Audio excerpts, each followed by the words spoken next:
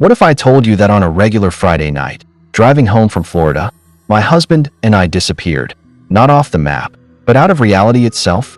No missing time we couldn't account for. No UFOs. No horror movie monsters. Just a 2-hour stretch of Mississippi backroad where the rules of the world stopped applying. Gas gauges that didn't move. Cars that shape-shifted. A deer that wouldn't blink. And a text from my mom, sent the exact moment things went wrong, that said, "Whatever you're doing right now, you need to be safe." We are not crazy people.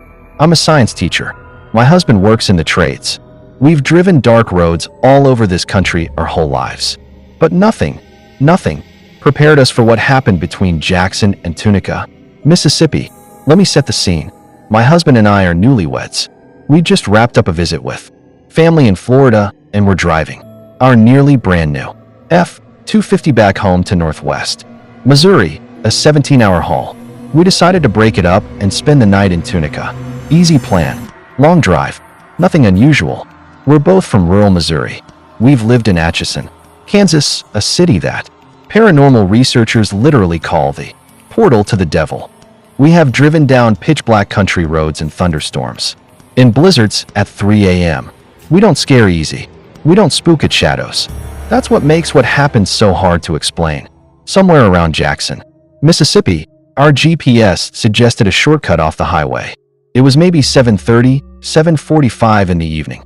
Sun was just starting to go down. We took it.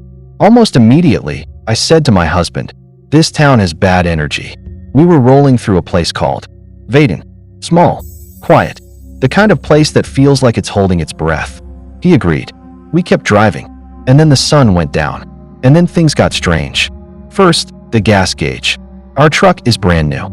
It gets moderate mileage at best. It's an F-250, not a Prius. On a normal trip, we're stopping every 2.5 hours. But for 2 full hours on these back roads, the gauge didn't move.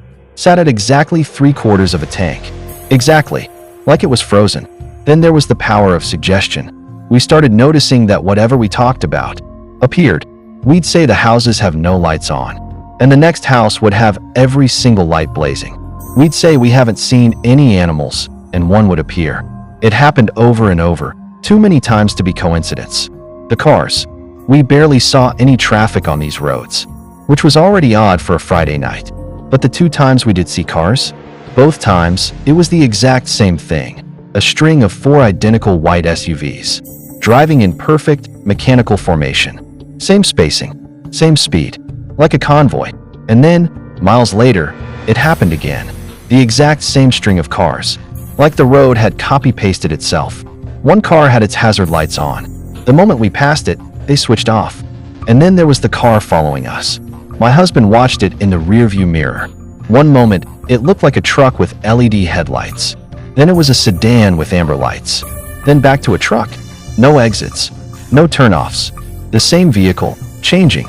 We passed through a small town around 9 p.m. Lights were on. Cars were moving in parking lots. Fast food restaurants glowing. But there were no people. Not one person outside. Not a soul visible through a restaurant window. Just activity, with no one there to create it. And the deer. I'm a science teacher. I know how white-tailed deer behave. They're skittish. Their ears are constantly moving, scanning for sound. They bolt. This deer was standing at the side of the road, perfectly, unnaturally still, staring at us. No ear twitch. No movement.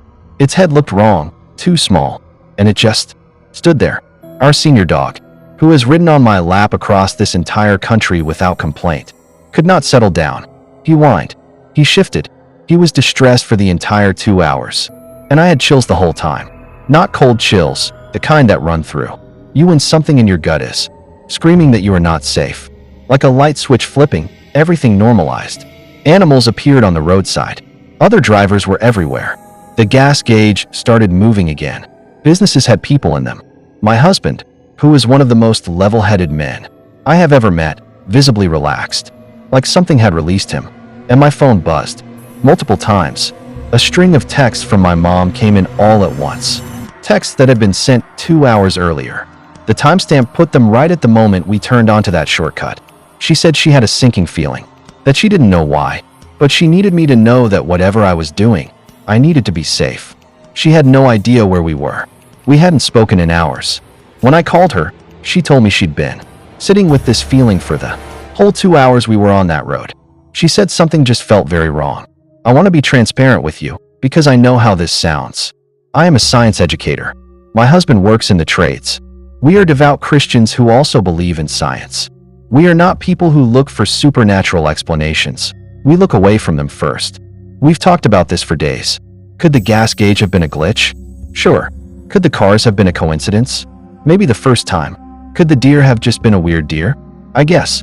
But when you stack every single one of these things together, over 2 hours, in the exact same stretch of road, and then all of it stops the moment you return to the highway, that's not coincidence.